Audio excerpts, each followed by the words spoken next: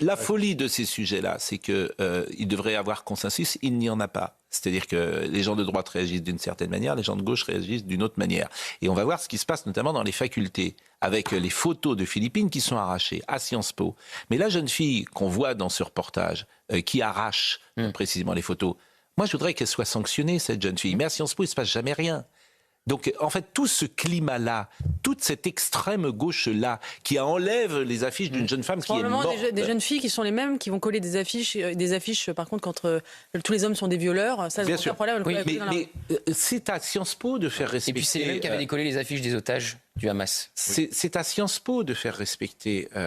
un peu de discipline. Alors, voyez ce reportage que j'ai trouvé très instructif et que d'Augustin Donadieu. Ça bouge pas.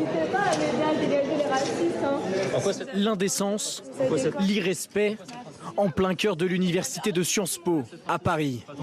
Alors que des élèves venaient de coller spontanément des affiches en hommage à Philippine, ces étudiants les décollent et les déchirent sans ménagement. Elle est morte, elle avait notre âge, elle est morte, on la respecte. Insensibles au sort de leurs camarades de Paris-Dauphine. Elle est morte, on la respecte, je la respecte, elle est morte, je la respecte. Pourquoi t'enlèves son visage, pourquoi t'enlèves son visage, t'as honte? La scène, choquante, s'est également produite à Lyon. L'UNI, à l'origine de ces collages, ne comprend pas. Donc on avait vraiment pris ça comme un message de rejet du soutien qu'on avait adressé à Philippine. On vit vraiment ça comme en fait une invisibilisation de ce drame. À Grenoble, même procédé, la colle des affiches était à peine sèche que ces étudiants au profil bien défini les ont arrachées. On a reconnu des personnes de l'UNEF, mais pas seulement, on avait aussi des personnes de l'Union étudiante ou du nouveau parti anticapitaliste. Ils nous ont crié facho dès qu'on a tourné le dos.